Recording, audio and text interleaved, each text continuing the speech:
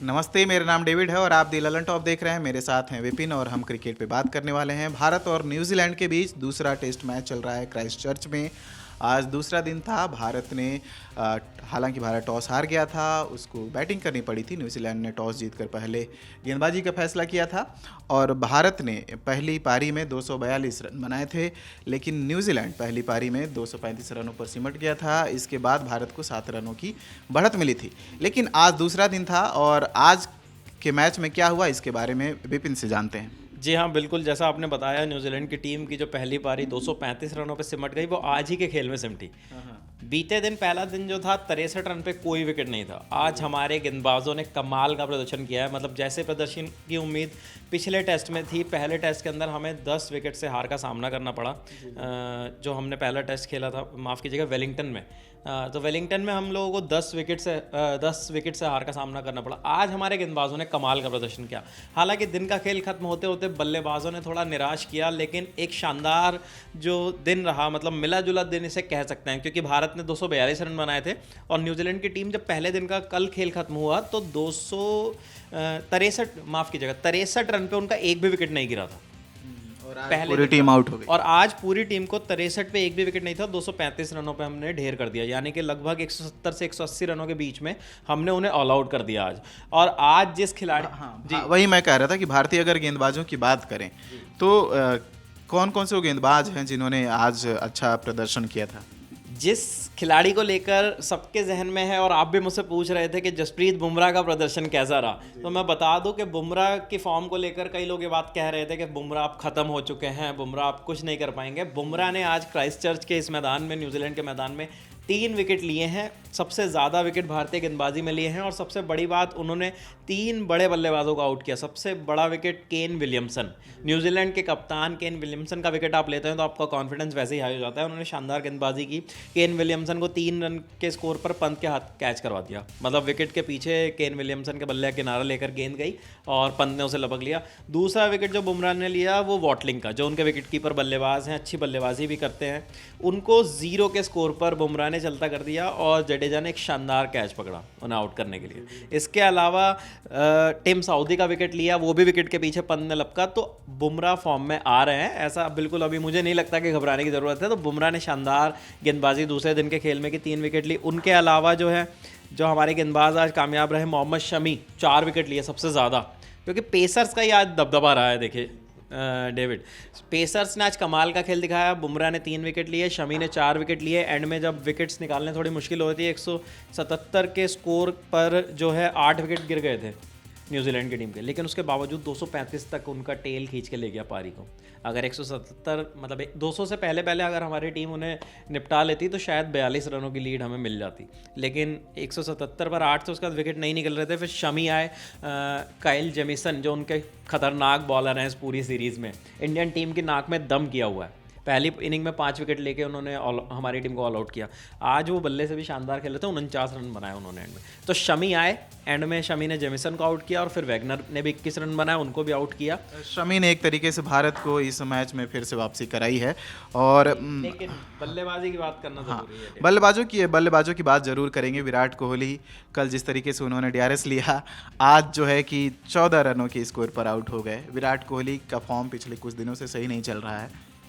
हाँ, बड़े बल्लेबाज हैं, कप्तान हैं टीम के, तो जिम्मेदारी उन्हीं पर है। आप और मैं जब श्रीलंका के खिलाफ वुमेंस टीम कल मैच जीती तो इस बात का डिस्कशन कर रहे थे और इस बात की चर्चा भी कर रहे थे, जब आप कप्तान होते हैं तो आप पे जिम्मेदारी ज़्यादा होती है। Harmanpreet Kaur out of form चल रही हैं, कल भी वो स्टार्ट मिला, 20s में पहुंची, लेकिन उसके बाद पारी को बड़ा नहीं कर सके। वही विराट कोहली के साथ हो रहा है। विराट कोहली दरअसल दबाव में खेल रहे हैं। आज वो 14 रन बना पाए 30 बॉल में, और आज फिर से एलबीडब्ल्यू हो गए कॉलिन डी ग्रैंडहोम की गेंद पर। बिल्कुल जिस तरीके से पहली इनिंग में वो आउट हुए थे, दूसरी इनिंग में भी उन्होंने अपना विकेट एलबीडब्ल्यू उसी तरीके से खोया। बॉल बिल्कुल मिडिल स्टंप में लगी और आज उन्होंने डीआरएस नहीं लिया है। आज डीआरएस नहीं लिया, क्योंकि पहले दिन पहली पारी में जिस तरीके से उनकी आलोचना हुई डीआरएस लेने के बाद, तो आज उन्होंने डीआरएस का यूज़ नहीं किया। थोड़ा सा दबाव ये भी होगा कि मैं लूँ या ना लूँ, लेकिन हालांकि वो बड़े बल्लेबाज हैं, उन्हें पता है कि किस बॉल पे उन्हें डीआरएस लेना है, किस पे नहीं। कभी कभी बड़े बल्लेबाज से भी गलती हो जाती है, तो वो एक चीज़ है। लेकिन इसके अलावा मैं आपको बता दूं, हमारी जो बैटिंग रही दूसरी इनिंग में, आज दूसरे ओवर में ही मयंक अग्रवाल आउट हो गए। LBW किया ट्रेंट बोल्ट ने और बहुत खास बल्लेबाजी नहीं कर पा रहे 3 रन पे। उसके बाद जो है पृथ्वी शॉ और पुजारा पारी को बढ़ा रहे थे, लेकिन उसके बाद पृथ्वी शॉ भी सऊदी की बॉल पर लेथम को कैच दे गए विकेट के पीछे। पृथ्वी शॉ की कमज़ोरी शॉर्ट बॉल बहुत ज़्यादा है, पहले भी इसी तरीके से आउट हुए थे और अब फिर से वो इसी तरीके से आउट हो गए। माफ़ कीजिएगा, विकेट के पीछे इन्होंने कैच नहीं दिया, लेकिन विकेट इनका उसी तरीके से गिरा, सऊदी की बॉल पे लेथम ने कैच पकड़ा। और शॉर्ट बॉल को खेलते हुए जब ये खेल रहे थे तो पूरा एकदम नज़र छुपा लेते हैं, और जिस तरीके से पहली इनिंग में आउट हुए, माफ़ कीजिएगा पहली इनिंग कर रहा हूँ, जिस तरीके से पहले आउट हुए थे वैसे ही आज फिर से आउट हुए हैं ये। और इसके अलावा फिर कप्तान विराट कोहली आए, उम्मीदें थी, लेकिन 14 रन बना के वो भी ग्रैंड होम की बॉल पे आउट हो गए, बताया अभी। और इसके बाद रहाणे ने आज जो शॉट खेला है वो बहुत ही ख़राब शॉट था। टेस्ट क्रिकेट में टीम के वाइस कैप्टन हैं, T20 आप वनडे के बल्लेबाज आपको नहीं माना जाता। आप भले ही IPL में खेलते हो, आप भले ही फर्स्ट क्लास क्रिकेट में खेलते हो, आप लिस्ट ए क्रिकेट खेलते हो, लेकिन वनडे और T20 टीम में आपकी जगह नहीं है। तो आप टेस्ट स्पेशलिस्ट बल्लेबाज हैं। आपको लेकर ये कहा जाता है कि आप और पुजारा, रहाणे और पुजारा टीम के सबसे बड़ी नींव है टेस्ट क्रिकेट में। आपको जाके मिडिल में खेलना है और पारी को संभालना है जब कप्तान नहीं चल रहे, ऊपर के बल्लेबाज नहीं चल रहे। लेकिन रहाणे ने आज इतना गंदा शॉट खेला आज से दूसरी पारी में कि मतलब उस शॉट के लिए मुझे नहीं लगता कि उन्हें माफ़ी मिलनी चाहिए। जिस तरीके का शॉट खेल कर गए, और जब आप आए हैं 9 रन बना के, आप 43 बॉल का सामना कर चुके हैं, तो इस शॉट की ज़रूरत नहीं है। दिन का खेल खत्म होने वाला है, आपको पता है कि आपको लीड चाहिए, और आप एक ऐसी पोजीशन में इस टाइम खड़े हैं कि यहाँ पे जो है बल्लेबाजी बहुत इंपॉर्टेंट हो जाती है। तो इस तरीके के, और उसके बाद फिर टेलेंडर है उमेश यादव।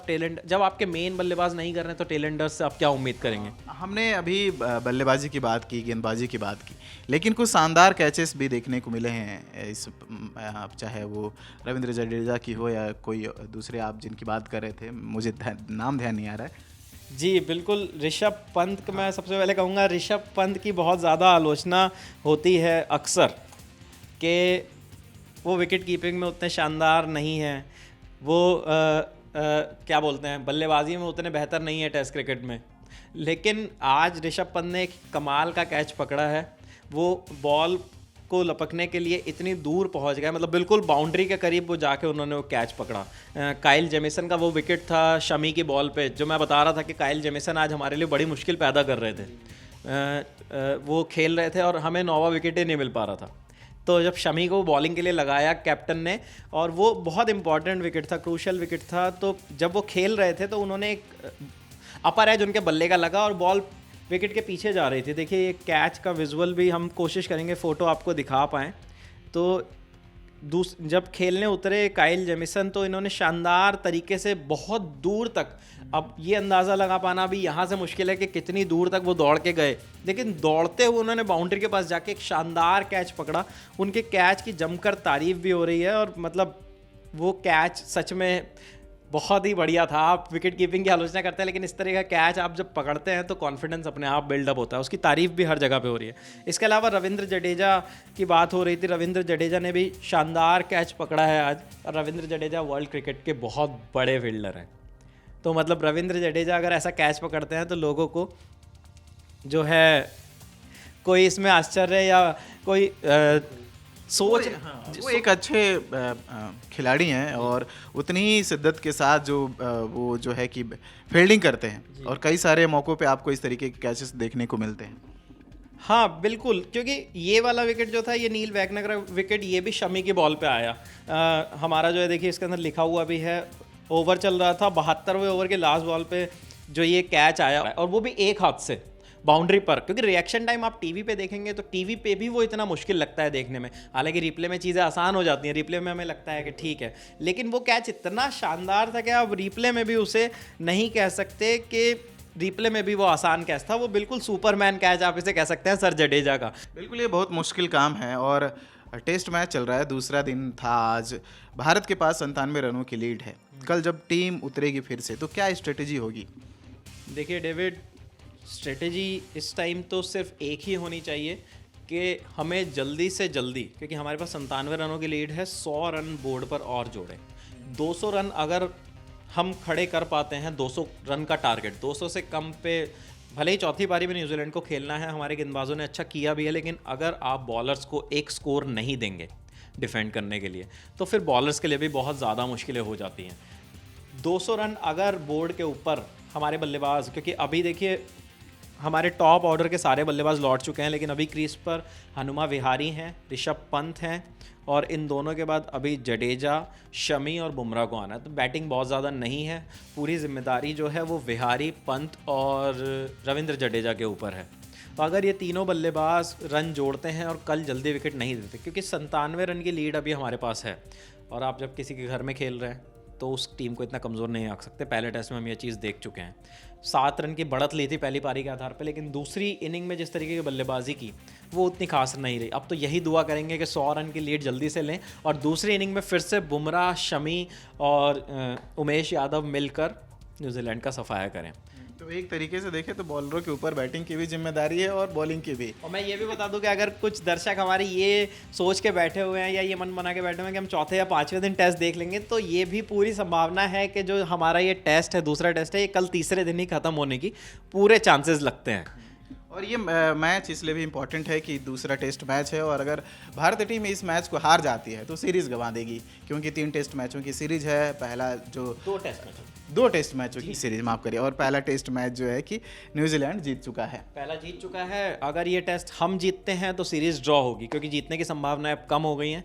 लेकिन अगर ये मैच ड्रॉ होता है या हारते हैं, ड्रॉ के चांसेस बिल्कुल ना के बराबर हैं, क्योंकि ड्रॉ नहीं होगा। इस मैच का नतीजा ज़रूर निकलेगा, क्योंकि अभी 3 दिन का खेल बाकी है। भारत के 4 विकेट हैं, या इतना बड़ा लक्ष्य भी नहीं नज़र आ रहा है। तो रिजल्ट तो आना तय है। भारत जीतता है तो सीरीज़ ड्रॉ करेगा, और अगर हारता है तो 2-0 से न्यूजीलैंड जीत जाएगा। तो नतीजा आना तय है, और हम चाहेंगे कि ये नतीजे जो हैं कि भारत के पक्ष में आए। क्राइस्ट चर्च में ये मैच चल रहा है, कल तीसरा दिन है, और देखना है कि नतीजे किसके फेवर में आते हैं।